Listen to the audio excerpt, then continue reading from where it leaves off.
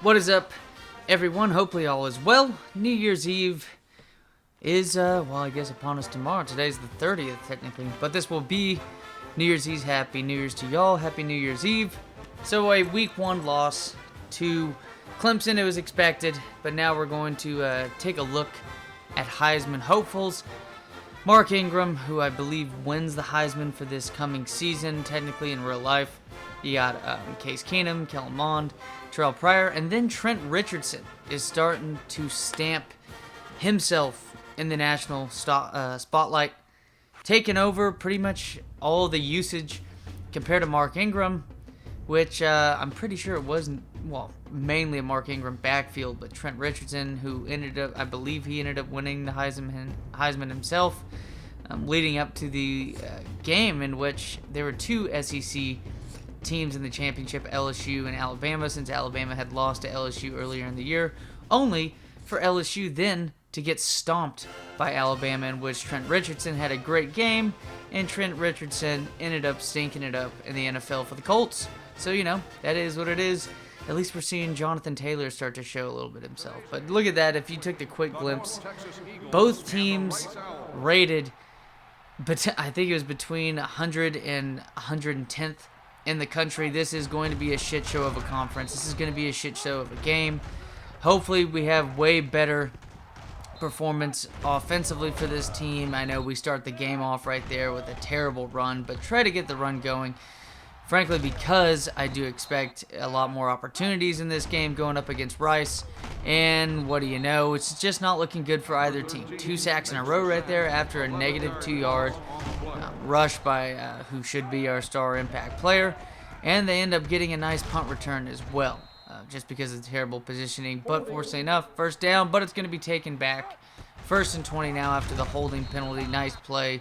That's at least one strength we have, is I'm pretty sure against a lot of these Sun Belt offensive lines that I don't expect to be very talented.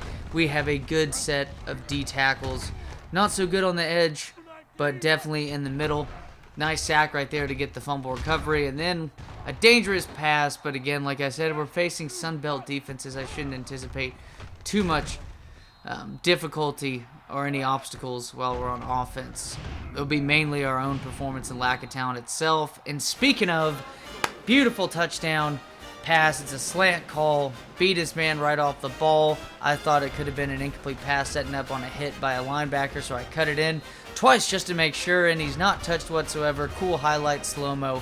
And it's going to be a touchdown. North Texas 7-0. Another sack against this impact player at quarterback. They got a nice backfield, at least in regard to, or I guess compared to the rest of the Sun Belt, with the halfback and the quarterback, but it's going to be another sack. It's just this offensive line is just getting destroyed. They don't have Chase Clement, who used to be a very solid quarterback for them. I think he was like one of the top 5 quarterbacks. But speaking of number 5, it's going to be an impact highlight made by the impact player. He might not have touched the end zone on a rushing play, but he's going to do it in the special teams. Nicely done. We got to utilize this man as much as possible. He's getting things done with the all-purpose yards. I'm going to take it. So is this team, looking for its first W under the new regime of Coach D, setting up this dynasty for the Mean Green. Pass out. It's going to be, I think, one of the first successful passes, and he's just going to get smoked on the outside. Play action now. What's he going to do? Another successful pass now out to wide receiver number 22. Another play action. Will it be successful? No, it will not.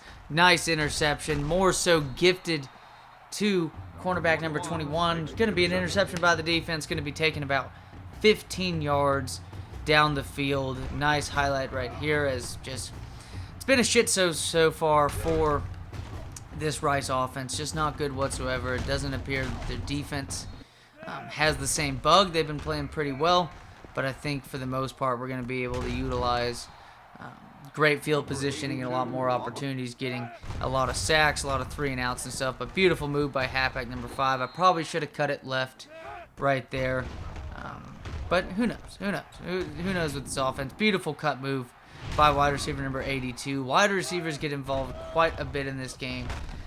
And while I say that, no one gets involved whatsoever on a 3rd and 21, but what can quarterback number 6 do It's going to get that completion right there. There is a flag. It's going to be roughing the passer. Automatic first down. Now 2nd and goal. What can we do with the halfback? It's going to be a nice rush. Is it going to be a touchdown? It is, but however, clipping. Offensive line is going to take us back 15 yards of what should have been 6 points. But we're going to take this one anyways. Wide receiver number 19. Nice touchdown reception. Going to go up by what I believe is 21 to zip at this point. We do have our backup quarterback in. Now, I'm not going to say the star quarterback is out for the game, but just the starting quarterback is out for the game. And oh my, this dude's just getting fucking destroyed. I feel sorry for him. It's just that David Carr with the Houston Texans, and then when he gives it off to his should-be star running back, not getting shit done, he fumbles the ball.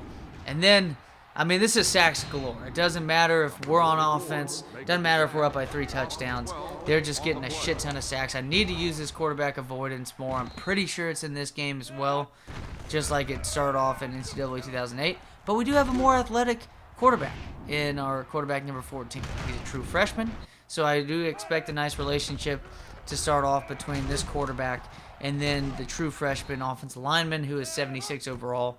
So I expect those guys to at least be in the mid-80s to maybe high 80s by the time they have their Letterman jackets as seniors. I'm looking forward to it. His performance has been, well, 2 touchdown passes, no interceptions, and he's ran the ball pretty well. I don't think he's had any rushing yards at this point. It's been more so running the speed option, getting down the field. Now it's 28 to zip. Huge difference in between these two teams, obviously, as you're seeing another costly turnover. Beautiful field position now. Nice pass out to wide receiver number 4. Just about 2 minutes left here in the first half. Nice rush by halfback number 5. He doesn't have the speed, but if we can utilize him with, intelligent play calling, then I have no problem whatsoever. And here we go. I mean, do we start this man over the quarterback when he comes back? I mean, he's only going to be out for the game. Quarterback number 6, dislocated thumb, which I'm pretty sure most quarterbacks, if it's only the 2nd game of the season, the man should be out the rest of the game. And especially if your backup quarterback is making plays such as that.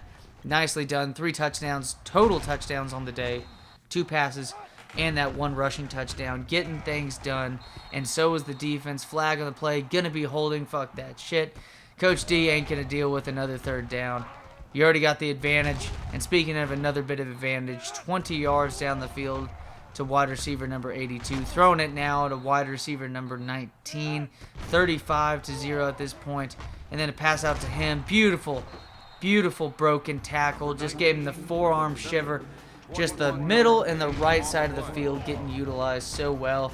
We haven't seen much of wide receiver number 15. Most of his catches have been in the middle of the field. But again, right side of the field, wide receiver number 82. I believe he's a junior for this team. Make it 4 total touchdowns by this true freshman quarterback. The man's athletic, 82 speed. He's got a decent arm. I think it's just about the same as quarterback number 6. But there you go, halftime. Rice Owls. We saw Rice beat another green team, but I think it was Conference USA in Marshall. Terrible pass. The throwing accuracy. I mean, if he's going to be a 65 overall quarterback for this North Texas team, and he's got 82 speed, there's a good chance this man, and it is the first turnover on the day, is going to have just god-awful awareness for sure as a freshman and rated that low. And throwing accuracy is just, you're eventually going to have a fuck-up of that proportions. And here we go. Speaking of fuck-ups, just a terribly ran fake punt. Beautiful field position yet again. 2nd and 19, drop back right here. What's a quarterback going to do? He's going to run it out. But he's going to make another mistake. He should have ran the ball right there. I know I've had happy feet with a lot of these quarterbacks that, can move the ball really well. I did notice this guy looked like he was dead on the ground. So I don't even know how it's going to show him being injured, yet he's moving around even more than he was when he was on the field. That play, that dude was laying there. If you remember, if you can go back, that dude was laying on the ground. It looked like, they said back injury, it looked like the dude snapped his spine like a line, like 2 lions fighting out in the wild. It was some crazy shit. Also crazy shit. Call wide open, well called, hot route, audible.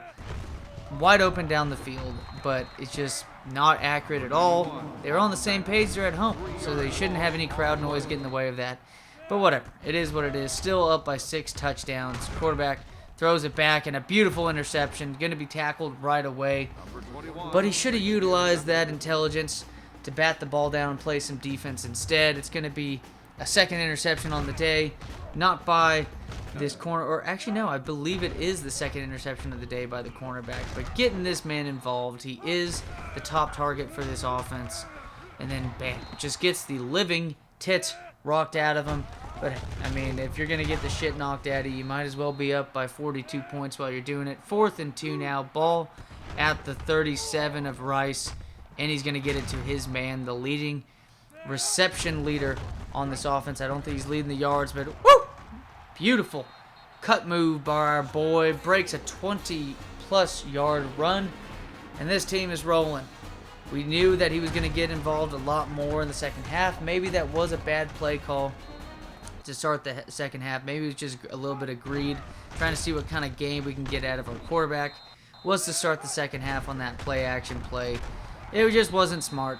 Need to be using that running back, and I know I say that, but this is some crazy shit happened in the game. I don't know what the deal is with the sliders and whatnot, but I've noticed quite a bit of crazy shit when it comes to turnovers, off of turnovers, to where a guy gets a fumble recovery only to fumble it off of a hard-ass hit.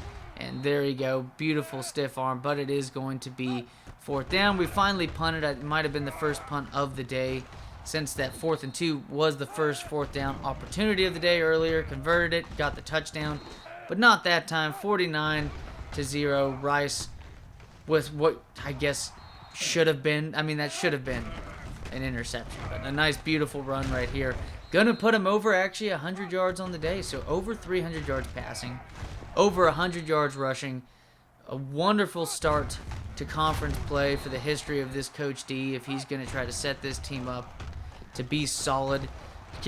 Expect a team that might be 6-6 at the end of the season. Who knows? Especially if you're gonna have that kind of win to start the year off. So solid win right there. The backup quarterback, do we have a star in the making? At least a star amongst Sunbelt competition? We'll have to see. At what point can we get? I know in the Hawaii franchise, we ended up beating a top 5 USC team, and what was, that couldn't be farther from a barn burner of what you would expect USC and Hawaii. We'll just have to see. But as always, fellas, y'all take it easy. Have a safe, great New Year's.